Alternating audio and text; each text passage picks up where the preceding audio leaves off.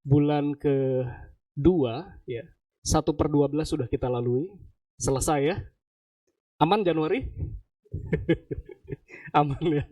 Udah ada hutang baru Saudara? Ya. Januari kemarin satu kartu kredit saya gugurkan. Ya. Jadi lunas satu kartu kredit kita tutup ya. Sekarang saya tinggal pegang satu aja untuk beli-beli tiket apa begitu. Ya, itu juga suatu hal yang kita syukuri. Amin, Saudara. Ya. Kita tahu godaan banyak di mall ya. Iya, promonya banyak gitu. 50% sushi.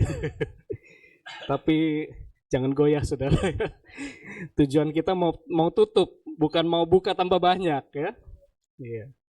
Sebab itu pagi hari ini mari kita belajar untuk kita bisa mengerti kehendak dan rencana Allah dalam hidup kita, ya. Kita percaya tema tahun ini bukan hanya sekedar tema tahun ini, tapi tema dalam hidup kita, ya, melakukan perkara besar bersama dengan Tuhan. Ya. Maka itu mengerti dan mengenal kehendak dan rencana Allah bahkan bisa menghidupinya jadi satu bagian yang penting. Untuk itu saya ajak dulu kita baca bersama dari Efesus pasal yang kelima, ya. Sebagai bagian dari ibadah kita, kita membaca satu bagian firman Tuhan. Efesus pasal yang kelima, ayat 1-21.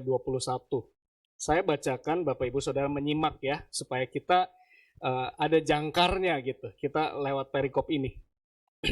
Judulnya hidup sebagai anak-anak terang. Yang sudah ketemu boleh bilang, iya, oke deh. Ya. Sebab itu jadilah penurut-penurut Allah seperti anak-anak yang kekasih. Dan hiduplah di dalam kasih, sebagaimana Kristus Yesus juga telah mengasihi kamu dan telah menyerahkan dirinya untuk kita sebagai persembahan dan korban yang harum bagi Allah. Tetapi percabulan dan rupa-rupa kecemaran atau keserakahan disebut saja pun jangan di antara kamu, sebagaimana sepatutnya bagi orang-orang kudus. Demikian juga perkataan yang kotor, yang kosong, yang sembrono, karena hal-hal ini tidak pantas. Tetapi sebaliknya ucapkanlah syukur. Karena ingatlah ini baik-baik, tidak ada orang sundal, orang cemar, atau orang serakah, artinya penyembah berhala yang mendapat bagian di dalam kerajaan Kristus dan Allah. Janganlah kamu disesatkan orang dengan kata-kata yang hampa, karena hal-hal demikian mendatangkan murka Allah atas orang-orang durhaka. Sebab itu janganlah kamu berkawan dengan mereka. Memang dahulu kamu adalah kegelapan, tetapi sekarang kamu adalah terang di dalam Tuhan. Amin, saudara. Sebab itu hiduplah sebagai anak-anak terang. Karena terang hanya berbuahkan kebaikan dan keadilan dan kebenaran. Dan ujilah apa yang berkenan kepada Tuhan. Jangan turut mengambil bagian dalam perbuatan-perbuatan kegelapan yang tidak berbuahkan apa-apa. Tetapi sebaliknya telanjangilah perbuatan-perbuatan itu, sebab menyebutkan saja pun apa yang dibuat oleh mereka di tempat-tempat yang tersembunyi telah memalukan.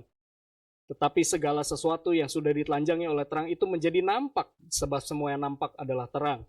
Itulah sebabnya dikatakan, bangunlah hai kamu yang tidur, dan bangkitlah dari antara orang mati, dan Kristus akan bercahaya atas kamu. Karena itu perhatikanlah dengan saksama bagaimana kamu hidup. Janganlah seperti orang bebal, tetapi seperti orang arif. Dan pergunakanlah waktu yang ada, karena hari-hari ini adalah jahat. Sebab itu janganlah kamu bodoh, tetapi usahakanlah supaya kamu mengerti kehendak Tuhan. Dan janganlah kamu mabuk oleh anggur, karena anggur menimbulkan hawa nafsu. Tetapi hendaklah kamu penuh dengan roh.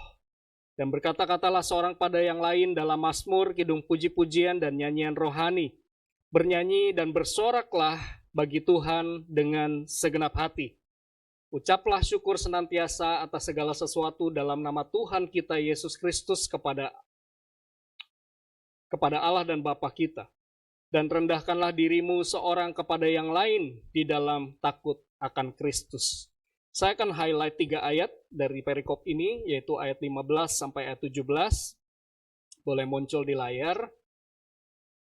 Dikatakan, karena itu perhatikanlah dengan saksama bagaimana kamu hidup. Janganlah seperti orang bebal, tetapi seperti orang arif. Dan pergunakanlah waktu yang ada, karena hari-hari ini adalah jahat. Sebab itu janganlah kamu bodoh, tetapi usahakanlah supaya kamu mengerti kehendak Tuhan. Amin untuk firman Tuhan, saudara. Ya. Surat penggembalaan Rasul Paulus kepada jemaat di Efesus dituliskan dalam situasi yang sungguh tidak mudah untuk mengerti rencana Allah. Ya, di bagian lain dikatakan bahwa ada orang-orang Kristen diadu dengan binatang buas di Efesus. Ya, masa itu adalah masa di mana orang-orang Kristen hidup teraniaya, ya, tidak mudah menjalankan iman mereka, tidak jarang mereka dihadapkan kepada gladiator, arena gladiator ya, untuk mereka menghidupi iman mereka. Ya, tentunya tidak mudah juga buat mereka menjalani hidup sehari-hari dalam kondisi yang seperti itu. Ya kita mah sekarang nggak ada apa-apanya gitu ya, ada korteks saja pada kesiksa semua tuh, betul ya. Istri saya juga mengalami soalnya gitu. Ya kemarin karyawannya teman saya sampai tidur di kantor gitu, karena korteks awal-awal nggak bisa, tiba-tiba udah mau tanggal 15 kan, nginep di kantor, selesai ya. Saya bisa merasakan Bapak. Ya, tapi yang ini siksaannya lebih berat yang dialami oleh orang Kristen pada zaman jemaat Efesus. Ya, kadang-kadang Alkitab itu ngomong hal-hal yang ekstrim. Kenapa? Supaya kita bisa lihat titik hidup paling ekstrim itu kayak apa. Dan membuktikan sebenarnya orang yang hidupnya paling ekstrim pun bisa kok bertahan. Ya, benar ya? Maka itu surat Efesus ini dituliskan supaya menguatkan jemaat Kristen di Efesus. Bagaimana mereka bisa tetap hidup, bukan survive tapi drive ya dalam kehendak Allah. Kita bukan seperti pujian tadi ya, kita bukan burung emprit. Ya burung pipit ya juga ya gitu. Tapi kita juga digambarkan raja wali. Ya, bedanya apa? Kalau lalat, nyamuk begitu ya. Ada angin apa itu pasti akan ikutan di situ. Ya, di zaman yang gila kita bisa ikutan gila, Saudara. Ya. Zaman dimana, wah kayaknya teraniaya nih, supaya nggak teraniaya kita jual aja deh iman kita deh. Supaya kita nggak dijeblosin penjara, kita jeblosin aja dia deh gitu. Kita jual teman, kita sangkal ya, kayak Yudas sangkal Yesus gitu. Itu bisa terjadi gitu. Kalau kita ikut arus yang sedang terjadi dan tanpa sadar kita udah terlalu dalam, nyemplung, kejeblos. Tetapi seekor burung Raja Wali itu berbeda. Badai bukan berarti kita sebagai anak Tuhan, sebagai Raja Wali, badai tidak ada dalam hidup kita. Badai bisa makin kencang, bisa tambah kencang ya. Tetapi Raja Wali itu menggunakan sayapnya untuk naik terbang, menggunakan badai itu untuk naik terbang lebih tinggi. Ya. Jadi ketika badai hidup, bukannya larut dia, bukannya hanyut dia di situ, tapi makin perkasa dia, makin tinggi dia terbang. Ya. Kalau kita nggak hati-hati, saudara, di zaman ini kita menghidupi hari-hari yang jahat, yang seperti itu. Kalau di zaman dulu itu banyak penganiayaan, ya kesusahan, intimidasi. Hari-hari ini bentuk kejahatannya mungkin berbeda. Ya, bentuk kejahatannya lembur berhari-hari di kantor, gaji nggak naik-naik. Ya. Kok berasanya gue dijahatin ya gitu ya. Ya. Ini kelihatannya sepele, tapi hal-hal sepele ini bisa membuat kita hanyut. Ya, misalnya keluarga, karena pekerjaan, keluarga ditinggal berhari-hari misalnya begitu. Ya. Kalau kita tidak hati-hati, kita larut dalam hari-hari yang jahat, kita hidupnya jadi victim, bukan hidup seperti yang kita niatkan. Apalagi sesuai berpadanan dengan kehendak Tuhan. Ya. Saya yakin gini, saudara, kita nggak bisa lompat dari hidup yang dikendalikan oleh situasi di sekitar kita, lalu tiba-tiba kita hidup dalam kehendak Tuhan. Gimana cara taunya? Ya kan? Terlebih dahulu, dari mulai kita jadi titik kita jadi korban, kita mesti tahu dulu hidup yang berniat itu seperti apa, hidup yang kita niatkan. Ya.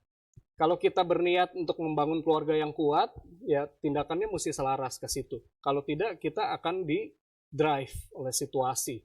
Ya, kita jadi kayak lalat, jadi kayak nyamuk, jadi kayak burung emprit yang selalu dikendalikan oleh cuaca. Padahal mestinya kita jadi burung Raja Wali. Ingat, badai itu pasti ada. Ya, tapi kita mesti secara intensional, secara diniatkan menjalani hidup kita dengan baik. Ya, baru dalam hidup yang intensional itu yang diniatkan, kita belajar untuk mengenali kehendak dan rencana Tuhan, saudara. Ya. Jadi Pak, walaupun sibuk di kantor, tetap waktu dengan istri disediakan. Amin. Mesti disediakan. Mau selesaiin dulu pekerjaannya, tapi minggu depan mungkin ajaklah jalan gitu ya. Karena apa? Itu hidup yang kita niatkan. Ya. Kesehatan juga gitu. Kita pengennya hidup sehat, kita pengennya punya waktu olahraga. Kalau selalu kesibukan yang ngedrive kita, kalah kita. Bener ya? Alasannya pasti, oh saya nggak sempat lari pagi lah. Sibuk. Ya enggak, kalau mau niat mesti disiapkan waktunya. Jadi seperti itu. Hari-hari ini adalah jahat. Dan Rasul Paulus katakan jangan karena hari-hari ini adalah jahat, kemudian kamu hidup dengan bodoh. Gitu. Iya kan? Oh semua orang juga kayak gitu kok. Kalau mau masuk ke situ tuh, kita mesti nyogok orang dalam. Semua orang juga begitu kok. Gitu. Ya, ini banyak loh orang Kristen yang kayak gini. Walaupun di ruangan ini tidak ada. Amin. Amin ya. Hari-hari yang jahat. Kalau kita tidak bijaksana, ya, kita tidak hidup seperti orang arif, kita hidupnya seperti orang bebal, maka kita akan jadi bodoh. Kebodohannya seperti itu. Gitu. Kita ikut arus, kita ngikut apa yang terjadi, kita kalah dengan keadaan. Nah, saya mau katakan bahwa tanpa mengenali kehendak Allah, boleh muncul, manusia akan menjalankan hidup yang sembarangan. Tanpa mengenali kehendak Allah, manusia menjalankan hidup yang sembarangan. Ya. Mungkin sembarangannya enggak. Kalau di ayat ini ya, Rasul Paulus gambarkan ada namanya percabulan, kecemaran, keserakahan, kata-kata kotor, perkataan kosong, perkataan sembrono, tidak pantas gitu ya. Ada orang yang jadi orang sundal, orang cemar, orang serakah, penyembahan berhala. Itu adalah wujud-wujud dari kehidupan yang sembarangan, yang tidak hidup dalam kehendak Allah. Ya. Dulu suatu ketika saya ditawari pekerjaan sebagai marketing manager, tetapi tawarannya adalah setidaknya seminggu sekali saya harus membawa tamu ke diskotik ya. Saya berpikir, bergumul, kalau saya tidak punya pegangan maka sulit bagi saya untuk menentukan mana kehendak Allah dalam hidup saya karena gajinya gede saudara. Ya. Tetapi karena kita mengenali ya bahwa Tuhan tidak mau saya begitu, maka dengan lebih sederhana, lebih mudah saya bisa menolak tawaran itu, ya. Dan Tuhan pelihara. Gitu. Kalau enggak kita jatuh dalam hidup yang sembarangan. Dan mungkin kita enggak seperti yang digambarkan ini.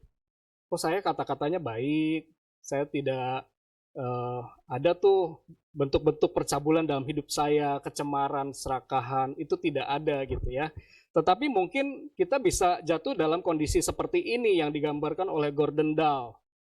Ya, boleh next slide ya. Gordon Dahl berkata, we worship our work, work at play, and play at our worship. Berantakan gak tuh? Iya kan?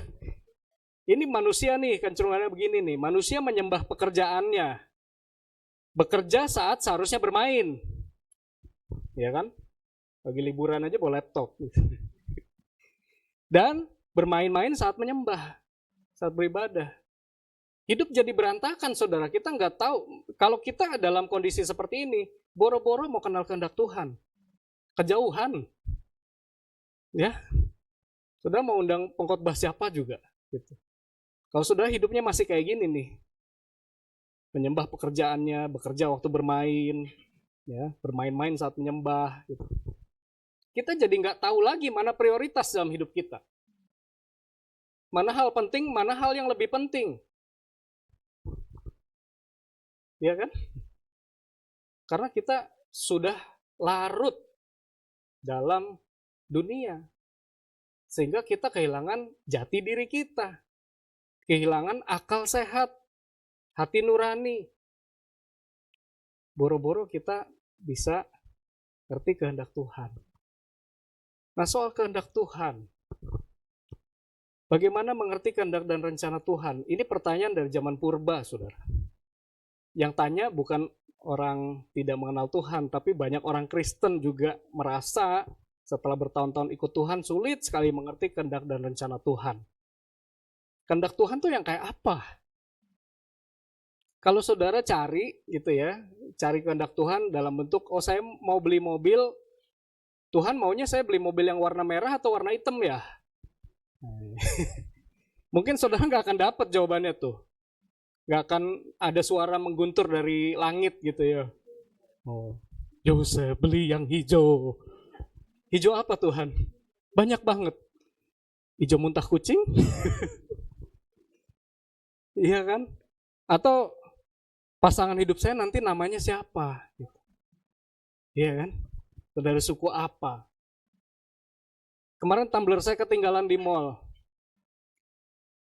Terus tanya kehendak Tuhan, Tuhan kira-kira tumbler saya balik nggak ya gitu. Karena kehendak Tuhan dalam hidup kita itu seringkali bukan teknis, saudara. Ya, bukan Tuhan mesti ngomong A sampai Z, semua dalam hidup kita mesti diatur seperti itu. Tetapi ada prinsip-prinsip dalam rencana Allah.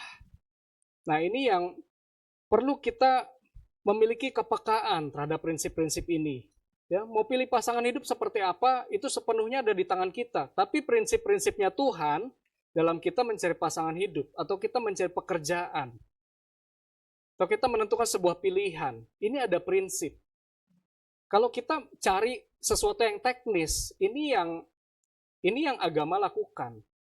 Agama lakukan itu, semuanya teknis. Dan kalau tidak dilakukan, jadi rasanya merasa bersalah. Jatuhnya ke situ, arahnya dosa, merasa bersalah gitu ya. Tapi tetap manusia yang religius seringkali pun lumpuh dalam hidupnya. Nggak bisa buat keputusan yang baik. Gitu. Tetap keluarganya berantakan juga. Tetap karirnya segitu-gitu aja. Jadi prinsip-prinsip apa yang membuat kita bisa melihat, mengenal ini kehendak Tuhan, ini rencana Tuhan dalam hidup saya atau bukan. Ya. Masih dari Efesus pasal 5 ayat 1 sampai 21 tadi, prinsip-prinsip yang harus kita pahami dalam memahami kehendak Allah adalah, ya, ini saya tuliskan 5 ya. Kalau saudara baca Alkitab lagi mungkin bisa ketemu lebih banyak.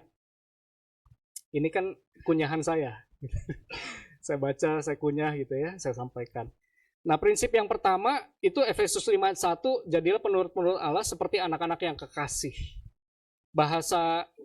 Bahasa terjemahan lainnya, atau kalau sudah baca bahasa Inggris dikatakan begini, saudara sangat dikasihi sedemikian rupa oleh Allah.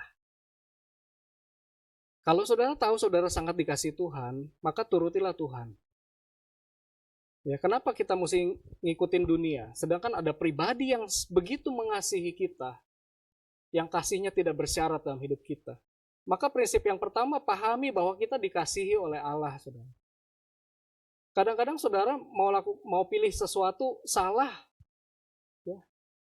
Selama kita tidak berjalan melawan Tuhan, melawan kehendak Tuhan, atau hidup secara ignorant, tidak mau tahu kehendak Tuhan, dalam saudara mentaati kehendak Allah, saudara bisa bikin salah. Gak apa-apa. Amin. Tapi jangan sengaja ya. Kalau sengaja itu namanya pergi ke arah berlawanan dari kehendak Tuhan. Pahami kita dikasihi Allah. Itu sebabnya kita menuruti dan mengasihi Allah. Bergeraklah di koridor itu. Saudara jatuh, saudara salah, gak apa-apa. Berproses di dalamnya. Yang kedua, karena kita dikasihi, Ia ingin kita menjadi alat kasihnya bagi dunia. Maka yang kita pilih dalam hidup ini mesti memampukan kita untuk bisa menjadi alat kasih Allah. Dari yang terdekat. Terdekat siapa? Diri sendiri coba. Gimana kita memilih sesuatu yang menjadi alat kasih Allah bagi diri kita sendiri? Itu saudara gumulkan. Setidaknya kalau kita sakit, jangan dipaksa kerja terus, benar ya. Gitu. Udah capek, ada alarm tubuh, istirahat. Gitu. Belajar mengasihi diri kita secara sehat. Dirimu secara sehat dikasihi. Kemudian, kalau kita sudah bisa mengasihi secara sehat, maka itu memancar tuh ke sekitar kita. Dari mana saya tahu ini kehendak Allah? Ya ini prinsipnya, ketika saya menjadi alat kasih Tuhan bagi keluarga saya. bagi dunia di sekitar saya. Ketiga, ia ingin hidup kita, anak-anaknya, berbeda dari cara hidup duniawi yang membawa pada kebinasaan. Amin. Terang mesti berbeda dengan gelap. Jadi prinsipnya kalau kita lakukan sesuatu, lakukan dengan cara anak-anak terang. Gitu. Itu kita menerangi yang gelap. Jangan justru kita ikut-ikutan ke sana. 4. Ia ingin kita menyatakan kemuliaannya melalui kita. Selain kasihnya yang dinyatakan, tapi juga kemuliaannya. Tuhan itu panjang sabar, Tuhan itu menyelamatkan, Tuhan itu sanggup melakukan segala perkara yang besar, yang mustahil. Itu kan kemuliaan Tuhan yang perlu kita nyatakan melalui hidup kita. Ya. Dan yang terakhir, ia ingin kita hidup dalam kesadaran penuh, bukan kemabukan atau hawa nafsu. Hidupnya mesti sadar. Kenapa saya ambil pilihan ini? Kenapa saya lakukan ini? Semua karena sadar. Karena saya hidup seperti orang arif, bukan seperti orang bebal. Orang sekarang bilangnya hidupnya mindful, berkesadaran. Ada orang Kristen di gang rumah saya tuh. Dia bikin ormas di rumahnya, markas ormas. Hampir tiap malam pasang musik keras-keras. Sampai jam 12 malam. Musiknya musik disco, saudara. Ini berkesadaran gak orang ini? Berapa hari yang lalu kami tegur. Setengah 12 malam. Masih jeduk-jeduk, saudara. Kami gak bisa tidur karena ritme jantung terganggu. Ini banyak masih model yang seperti ini. Hidupnya tidak berkesadaran. Tapi hidupnya dengan apa yang gue suka deh, gitu ya. Kemabukan atau hawa nafsu. Cara untuk menurunkan kesadaran paling cepat adalah dua ini. Pertama, mabuk. Ya, kesadaran langsung turun. Ya, bisa bunuh, bisa lakukan hal-hal yang bodoh. Yang kedua, hawa nafsu. Ya. Pak, walaupun kamu pelayanan di gereja, Pak. Ya kan? Hati-hati gitu ya. Hawa nafsu bisa bikin kita jatuh. Nah, banyak pelayan Tuhan, hamba Tuhan jatuh dalam dua hal ini, kemabukan dan hawa nafsu. Jadi kesadaran langsung turun, gitu. Ya, hati-hati meeting berdua, satu mobil, jangan merasa kuat, gitu. Karena kesadaran bisa turun. Ini prinsip-prinsip yang kita mesti tahu dulu dalam kita memahami kehendak dan rencana Allah dalam hidup kita. Sehingga bukan hal-hal yang teknis, A di atas A, B di atas B. Bapak Ibu Saudara memilih tindakannya. Tetapi prinsipnya ini, pahami kita dikasihi Allah, Tuhan mau kita jadi alat kasih-Nya, Ia ingin kita hidup sebagai anak-anak terang, Ia ingin kita menyatakan kemuliaan-Nya melalui kita, Ia ingin kita hidup dalam kesadaran penuh, bukan kemabukan atau hawa nafsu. Kemudian bagaimana supaya kita bisa menghidupi prinsip-prinsip itu? Begitu kan pertanyaannya. Yang pertama, ini sederhana sekali sebenarnya. Setia membaca dan merenungkan firman Tuhan. Ini sering didengar ya. Tapi hari-hari ini makin sulit untuk kita bisa membaca dan merenungkan.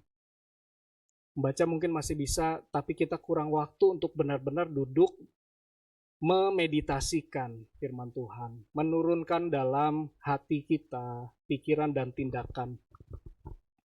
Raja Daud mengatakan firman-Mu itu pelita bagi kakiku dan terang bagi jalanku.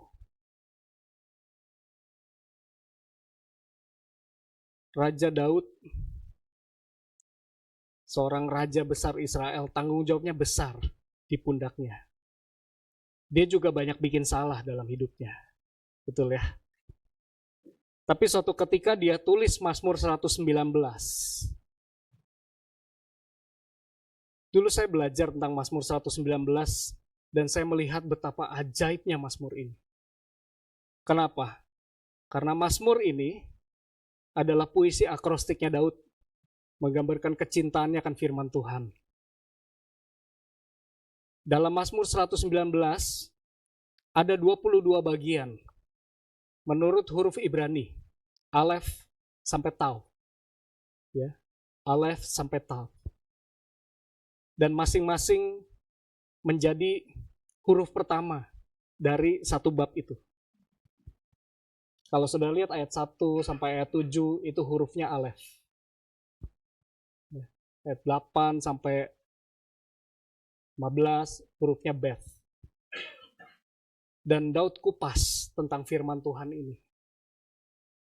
Karena tidak lagi lain, saudara. Sumber panduan hidup kita, kalau kita mau mengenal kehendak Tuhan, kudu baca firman Tuhan. Kehendak Tuhan gak akan makin kita mengerti dengan kita sering-sering scrolling Instagram. Atau kita lihat berita tengah malam. Saudara gak bisa lihat kehendak Tuhan waktu saudara lihat korteks berantakan atau pajak balik lagi ke 11%. Makin bingung kita. Ya kan? Kalau cuma gitu yang dia lihat. Tapi firman Tuhan, saudara mau cari apa? Kehendak Tuhan itu luas sekali. Daud menggunakan 10 kata untuk menggambarkan kehendak Tuhan. Dalam Mazmur 119. Firman-Mu, janji-Mu, Taurat-Mu, perintah-Mu, kebenaran-Mu, ketetapan-Mu. Sudah pahami itu semua. Ketetapan Tuhan apa? Kalau ada orang mau tanya, saya ini laki-laki bukan ya? Gitu. Saya sudah ketetapan Tuhan, saya ini laki-laki, saudara. Amin. Masa kita mau ganti ketetapan Tuhan? Ketetapan Tuhan sesuatu yang sudah Tuhan tetapkan. Manusia bilangnya takdir. Ini nyambung dengan khotbah saya waktu itu ya. Jangan berusaha ubah yang Tuhan sudah tetapkan, saudara. Ya. Dan ketetapan Tuhan sebagian misteri. Gitu. Ya. Saya mau jemur pakaian nggak ya Tuhan hari ini? Mau saya keluarin gak nih? Habis itu hujan. Kita protes. Gimana caranya kita tahu hari ini hujan atau enggak? Itu semua ketetapan Tuhan. Ya. Tuhan ganti dong siang dan malam. Tuhan tambahin dong jam saya jangan 24 jam sehari. Tambahin. Gak bisa, saudara. Itu ketetapan Tuhan dan semua udah kehendak Tuhan. Bernapaslah di dalamnya. Nikmatilah itu ketetapan itu. Kalau kita mau coba ubah itu, stres kita. Sesekali Tuhan akan intervensi, tangannya turun. Waktu Yosua berperang, dia hentikan bulan dan matahari. Sesekali, saudara. Tuhan bisa intervensi atas ketetapannya. Tapi nggak bisa terus-terusan. Karena kalau terus-terusan kita minta begitu, hari ini orang Kristen aja ada 3,2 miliar di dunia. Kalau semua doanya dijawab, menurut kehendak kita, kacau nggak tuh dunia tuh? Itu ketetapan Tuhan. Terus ada perintah Tuhan. Perintahnya apa? Perintah adalah sesuatu yang untuk kita lakukan. Maka jawaban doa itu bukan cuma 3, saudara. Orang bilang kan jawaban doa 3. Ya, kalau ya langsung dipenuhi. Tidak. Atau tunggu. Yang keempat menurut saya, baca firman, lakukan. Kau akan makan buahnya. Ada hal-hal dalam hidup kita yang tidak terjadi semata-mata karena pertama kita nggak baca firman. Kita abaikan. Yang kedua, kita baca firman tapi kita nggak lakukan. Udah tahu diperintahkan begitu. Kasihilah istrimu, hormatilah suamimu. Jangan bangkitkan amarah dalam hati anak-anakmu. Tapi berapa banyak orang tua yang masih senang ngegampar anaknya. Di sekolah anak saya tuh orang tuanya Kristen semua. Yang namanya anak digampar, dipukul pakai balok. Sering banget. Apa susahnya kita? Oh, firman Tuhan bilang hajar. Ya hajar kalau sudah bebal, saudara. Makanya mesti dipahami. Hajar kalau sudah bebal. Siapa yang bikin bebal? Ya orang tuanya. Kenapa nggak dari bayi dididik gitu? Supaya tidak bebal itu anak. Ya kan? Kalau sudah terlanjur bebal ya dihajar. Daripada mati. Gitu. Jadi mengerti kehendak Tuhan mesti melekat dengan firman Tuhan. Dan di sini firman Tuhan dalam melalui Nabi Yesaya katakan, sekiranya engkau memperhatikan perintah-perintahku, maka damai sejahteramu akan seperti sungai yang tidak pernah kering. Dan kebahagiaanmu akan terus berlimpah seperti gelombang-gelombang laut yang tidak pernah berhenti. Saudara mau cari damai sejahtera dalam hidup ini. Gaji naik pun kadang-kadang nggak damai sejahtera, saudara. Apalagi kalau gaji naiknya karena disuruh lebih banyak pulang lembur, ya, lebih banyak temenin tamu buat yang enggak gitu. Nggak memberi damai sejahtera. Setia aja sama firman Tuhan. Yang firman katakan itu yang dilakukan. Maka damai sejahtera kita juga akan seperti sungai yang tidak pernah kering. Kebahagiaan yang nggak bisa cari di luar Tuhan, cuma di dalam Tuhan. Maka itu, ini step paling dasar. Saudara kalau mau mengerti kehendak dan rencana Tuhan, setia membaca dan merenungkan firman Tuhan. Artinya saudara mesti punya gaya hidup Bible reading plan. Jangan minum obat kayak baca Alkitab kayak minum obat di apotek. Sakit kepala cari obat sakit kepala ya. Sakit perut cari obat sakit perut. Itu kan nungguin kita sakit ya. Tapi jadikanlah menu diet harian. Dibangun gaya hidup ini. Kalau nggak dibangun, khotbah ini selesai, saudara juga selesai. Ya. Yang pertama. Yang kedua, selain setia membaca dan merenungkan firman Tuhan, kita perlu bergaul karib dan berjalan bersama Tuhan. Sama-sama bilang berjalan bersama Tuhan. Karena hikmat seringkali munculnya bukan di awal, tapi di jalan. Amin. Berapa banyak hari ini orang takut menikah karena tidak tahu ilmu-ilmu pernikahan. Takut buka bisnis karena tidak tahu ilmu-ilmu berbisnis. Bagus, saudara, belajar itu sebelumnya. Tapi tetap gini ya, ada hikmat yang gak akan muncul di awal. Tuhan mau kita mulai melangkah. Makanya tadi dibilang kan firman itu pelita. Pelita itu kita pegang begini. Kalau kita melangkah baru jalannya kelihatan. Kalau kita nggak pernah jalan ya udah itu doang yang kita tahu. Christianity 101 yang kita tahu. Cuma kekristenan dasar. Ya, Yesus itu Tuhan, tapi tidak pernah merasakan ketuhanan Kristus dalam hidup kita. Taunya Yesus sayang padaku, tapi nggak berani ambil resiko dalam hidup. Katanya Yesus sayang. Jalan sama Tuhan. Lakukan sesuatu. Saudara, saya barusan baca cerita ya tentang ada dua Maria di Perjanjian Baru. Melakukan tindakan berbeda yang melangkahi agama gitu. Tapi Tuhan Yesus validasi mereka. Maria yang pertama saudaranya Marta.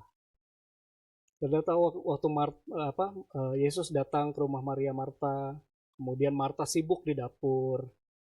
Maria pilih untuk duduk dekat kaki Yesus dan mendengar.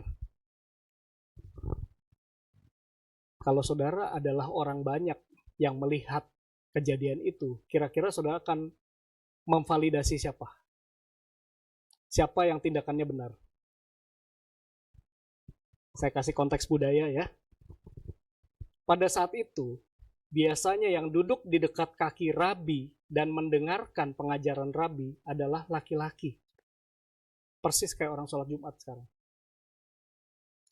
Perempuan itu dianggap udah kodratnya, kamu itu sibuk di dapur sana, melayani. Kita ingat juga cerita Abraham ya, dikunjungi 3 tamu itu. Abraham terima tamunya, Sarah di dalam. Makanya dia dengarnya ngintip dari balik pintu. Tapi waktu ditegur oleh Marta, Yesus bilang, kau itu menyusahkan diri dengan banyak perkara. Maria sudah mengambil bagian yang terbaik, yang tidak diambil daripadanya. Secara agama, Marta mungkin kelihatannya benar. Kalau kita mau pikir kenapa Maria bisa ya tahu ya kehendak Tuhan tuh saya duduk di situ gitu. Saya yakin ini karena relasi, saudara. Kan dia punya perjalanan sama Tuhan Yesus. Dia kenal Yesus itu seperti apa. Maria yang kedua itu adalah orang berdosa yang memecahkan botol narwastunya, menyiram ke kaki Yesus dan menyeka dengan rambutnya. Salah satu murid Yesus namanya Yudas bilang itu tindakan pemborosan. Mestinya dia jual aja, bagikan uangnya pada orang miskin. Tapi kenapa Maria tahu kehendak Allah, kehendak Yesus? Itu juga bukan Tuhan Yesus yang suruh ya. Kenapa dia mau buka itu botol narwastu, dipecahin, dihabisin?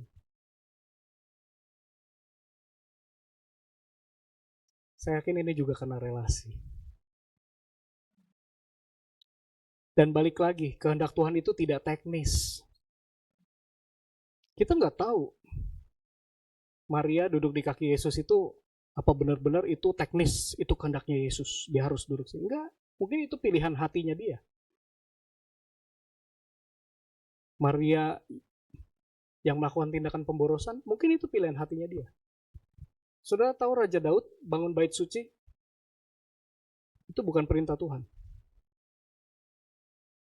Tapi karena cintanya pada Tuhan, karena ada relasi dalam hidupnya, maka dia jadi melakukan kehendak Tuhan. Balik ke prinsip tadi.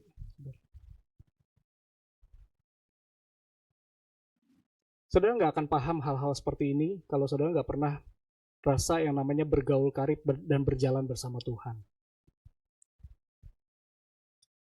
Dalam keluarga saudara, sebelum rencana itu dibuat, mulai berjalan bersama Tuhan. Ketika berjalan bersama Tuhan, maka apa yang terjadi? Tuhan bergaul karib dengan orang yang takut akan Dia dan perjanjiannya diberitahukan kepada mereka di jalan. Inilah yang difirmankan Tuhan, kepada orang yang karib kepadaku, kunyatakan kekudusanku. Dan di muka seluruh bangsa itu akan kuperlihatkan kemuliaanku. Ketika saudara berjalan, ada hikmat yang baru. Ada jalan-jalan yang baru dibukakan. Mujizat-mujizat yang kreatif, yang melampaui akal pikiran kita. Jalan dalam jangka panjang. Saudara akan lihat kemuliaan Tuhan. Kemudian apalagi yang kita perlu lakukan untuk bisa mengenali kehendak Tuhan? Berubah, dibaharui, sembuh, dan jadi pribadi yang sehat dalam segala area. Ya, Roma 12 ayat 2 katakan, janganlah kamu menjadi serupa dengan dunia ini, tetapi berubahlah oleh pembaharuan budimu, sehingga kamu dapat membedakan manakah kehendak Allah, apa yang baik, yang berkenan pada Allah, dan yang sempurna. Ya. Dalam diri orang yang masih menyimpan kepahitan, dan dia tidak mau berubah, dia tidak mau sembuh dari kepahitannya, kalau dia tidak mau mengampuni, ya, atau dia biasanya marah, kecewa dalam hidupnya, dan dia tidak mau sembuh dari itu. Susah bagi orang ini untuk membedakan mana kehendak Allah, apa yang baik, apa yang berkenan pada Allah, dan apa yang sempurna. Susah berprogres seperti itu. Maka kita perlu jadi pribadi yang sembuh dan sehat, saudara. Sebab itu kukatakan kepada Tuhan, dilakukan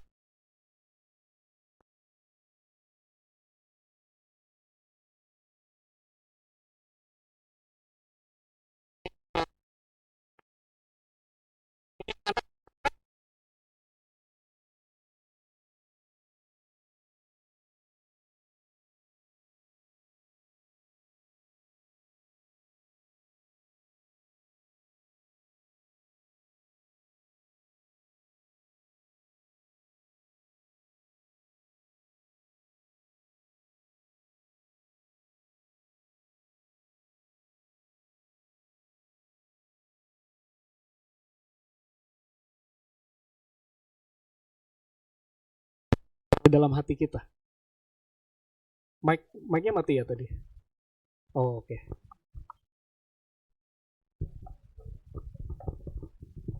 Cek. Nah, oke, saya ulang dari awal. Ya. Jadi kita mesti sembuh. Mesti sembuh ya. Saya berapa waktu yang lalu itu bantu pasangan yang istrinya bipolar. Istrinya ini rajin banget layani Tuhan. Rajin ajak orang baptis. Ya, rajin semuanya deh. Rohani banget, postingannya rohani semuanya. Tapi bercerai sama suaminya. Rebutan hak asuh anaknya. Wah, sampai ribut di gang segala macam. Saya sampai bantu pakai LBH, saudara. Capek. Karena si cewek ini, ketika diajak ke tempat rehabilitasi, dia merasa yang ngajak itu jahat sama dia. Saya dibilang orang sakit jiwa katanya. Padahal memang sakit. Tapi dia denial terus, dia menyangkal terus. Enggak, saya enggak apa-apa. Kita mau bagaimana, saudara? Orangnya sendiri enggak mau sembuh. Boro-boro dia mengenali kehendak dan rencana Tuhan atau menggenapi, apalagi melakukan perkara-perkara dahsyat bersama Tuhan. Kita tahu Tuhan tetap bisa pakai orang ini. Amin. Tapi dianya mesti sadar, Tuhan saya sakit. Kalau saya terus hidup seperti ini, saya akan melukai suami saya. Saya akan melukai anak saya. Apa mau kita kelihatan hebat di mata orang, tapi kita jadi sumber luka buat keluarga kita. Jadi pribadi yang sembuh. Dan ini terakhir, saudara. Kita masih mengenali segala keunikan diri, karunia, dan talenta yang Tuhan titipkan dalam diri kita. Amin. Jangan mau jadi kayak orang lah. Jangan mau jadi orang lain gitu ya. Saudara sendiri punya keunikan, punya karunia, punya talenta yang Tuhan titipkan. 1 Petrus 4 ayat 10 bilang gini, layani seorang akan yang lain sesuai dengan unique gift dalam bahasa Inggrisnya. Sesuai dengan unique gift yang telah diperoleh tiap-tiap orang sebagai pengurus yang baik dari kasih karunia Allah. Ayat lanjutannya tuh bilang begini, kalau saudara diberi karunia untuk berkhotbah, maka berkhotbahlah seolah-olah Allah sendiri yang berbicara melalui saudara. Bayangkan betapa all out-nya. Kalau tante jago bikin kue, ya kan? Pakailah kemampuan itu untuk melayani Tuhan. Ya. Ya, kalau tante punya kemampuan worship leading, jadi worship leader kayak Kak Eka gitu ya, kayak Bu Eka. Tapi kalau enggak, ya enggak apa-apa. Bikin kue pun itu melayani Tuhan. Lihat keunikan dalam diri kita. Ya. Selain keunikan juga lihat batasan kita, saudara. Lihat kapasitas kita. Ini Alkisah ada seorang pria yang suatu ketika dia berdoa sama Tuhan, Tuhan, tolong ubah hidup saya. Ya, berapa kali dia berdoa, Tuhan, tolong ubah hidup saya. Singkat cerita, suatu ketika Tuhan bilang, besok pagi-pagi kamu bangun, kamu lihat ada batu besar di ujung jalan itu, kamu dorong. Ya, walaupun dia tidak mengerti, akhirnya besok pagi dia bangun dan dia cari batu besar itu, kemudian dia dorong. Apakah terjadi sesuatu? Batunya gede banget. Tidak terjadi. Dia pulang. Dia masih positive thinking. Ya. Kemudian dia bilang, Tuhan tidak terjadi apa. Ya, besok pagi bangun dorong. Ya, gitu tuh. Sampai kapan? Ya pokoknya dorong aja dulu. Besok pagi dia dorong lagi itu batu. Gak bergeser. Bergetar pun enggak. Besoknya dia lakukan itu lagi. Seminggu dia lakukan itu. Ya. Tetap batunya tidak bergeser. Sebulan dia lakukan itu. Batunya tidak bergeser. Setahun dia lakukan itu. Batunya tidak bergeser. Sampai akhirnya 10 tahun dia bilang, Tuhan, aku sudah lakukan apa yang kau minta. Tidak ada perubahan apa-apa dalam hidupku. Tuhan bilang, apa? Tidak ada perubahan. Coba kamu lihat otot kamu. Coba kamu lihat betapa kuatnya tangan kamu sekarang. Betapa bugarnya badanmu sekarang. Dan aku tidak suruh kamu untuk pindahkan batunya. Aku suruh kamu dorong. Aku yang akan pindahkan batunya. Cerita ini menggambarkan kesetiaan, tugas unik yang Tuhan berikan, sekaligus sadar kapasitas kita, saudara. Saya akan tutup dengan cerita saya ya. Mau yang panjang atau yang pendek? Dua deh. Dulu waktu SMA, SMP gitu ya, saya sering didoakan. Waktu retret kalau maju itu seringkali tuh mirip-mirip gitu. Nubuatan suatu saat kamu akan berdiri di hadapan bangsa-bangsa, kamu akan mengajar mereka, ya kan? Kamu akan melayani pergi ke negara-negara. Waktu itu tentunya sulit untuk saya mengerti sebagai seorang anak SMP, SMA yang les bahasa Inggris saja nggak pernah, karena papa saya seorang guru honorer, guru musik, anak 3. Mama saya nggak bisa kerja karena ngurusin anak, ibu rumah tangga. Ya, tahulah keuangan keluarga kami seperti apa. Tapi nubuatan itu saya terima dari SMP, SMA. Moving forward, perjalanan hidup saya itu nggak mudah, nggak langsung ke sana. Waktu saya mau kuliah, saya tadi mau kuliah psikologi atau teologi. Biasa orang tua nggak kasih kan, karena anak pertama cowok, orang Chinese. Lu kerjaannya hitung-hitung duit lah, ya kan? Jangan yang kayak logi-logi gitu, nggak tahu dapat duitnya kayak gimana itu, gitu kan. Psikologi, teologi itu nanti lu makan apa, ya kan? Ya singkat cerita, karena nggak ada uang juga, walaupun suruh akuntansi ya, saya dulu orangnya kerdil juga pemikirannya gitu, penakut, akhirnya nggak berani SNMPTN, akhirnya diterima di Politeknik Negeri Jakarta, Politeknik UI, jurusan akuntansi perbankan. Jauh kan dari panggilan saya kan, karena situasi. Ya, saya setia 3 tahun lulus dari sana. Kemudian mulai kerja tuh, kerja ngumpulin duit dikit-dikit, terus ambil kuliah. Waktu itu yang buka sekolah Alkitab Tiberias, saudara. Ya, bayarnya murah. Tapi pengajarnya dari I3. Bagus ya, Injili gitu. Saya masuk ke sana. Selesai juga 1 tahun setia. Terus saya lanjut gitu ke STT Tiberias. Itu ada uang dikit-dikit ngumpulin lagi gitu ya. Nggak banyak tapi ya itulah setia gitu. Nah, terus kemudian gonjang-ganjing di sekolah itu gitu. Saya pindah gitu ya ke Presbyterian.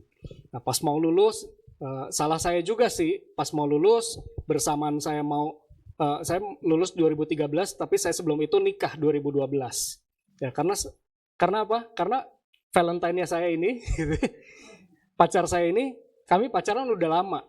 Jadi saya sama istri saya tuh kenal udah 25 tahun dari SMP kelas 2 ya. Gitu. Nah, saya jadian itu kuliah. Jadi udah lama banget kenalnya. Kami sudah mengalami berpuluh-puluh Valentine dalam hidup kami.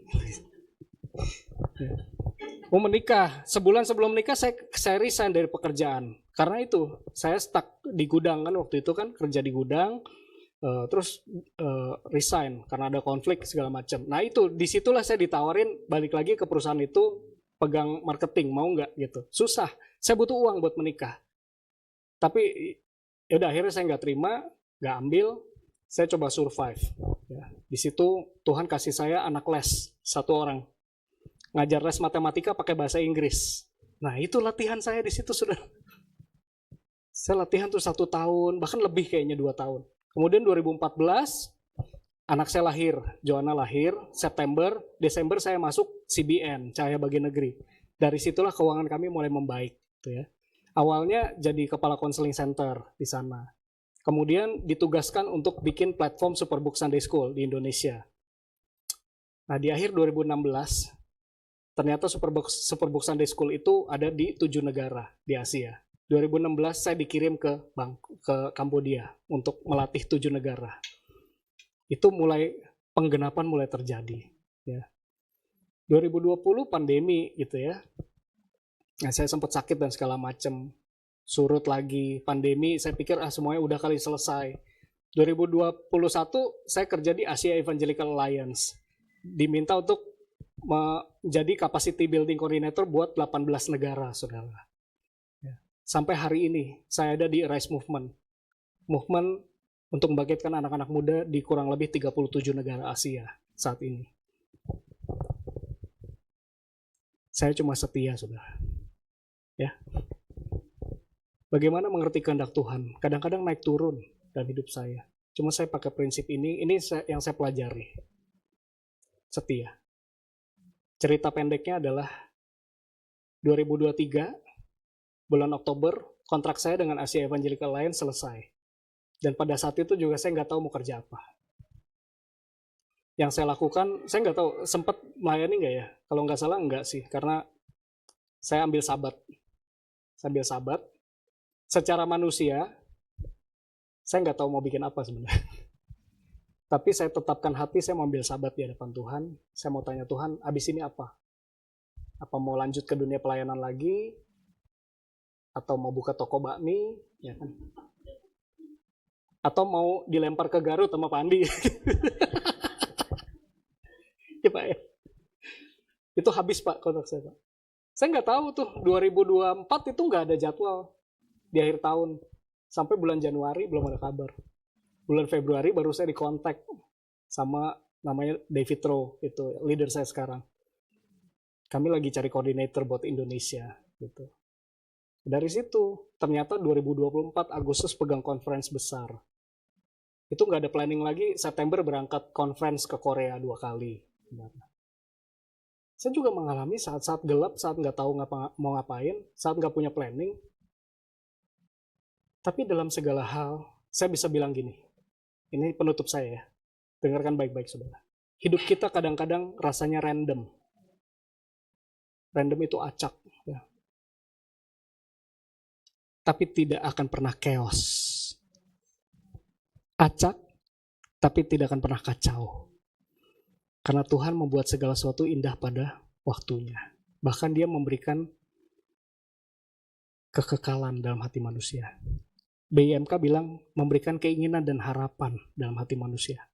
Kita punya keinginan dan harapan karena itu wujud kekekalan. Tetapi manusia tidak bisa menyelami pekerjaan yang dilakukan Allah dari awal sampai akhir. Memang bukan bagian kita untuk melihat masa depan, saudara. Bukan bagian kita untuk secara teknis benar-benar ngerti apa yang jadi kehendak Tuhan. Tapi semoga firman Tuhan yang saya bagikan pagi ini memberi kita gambaran.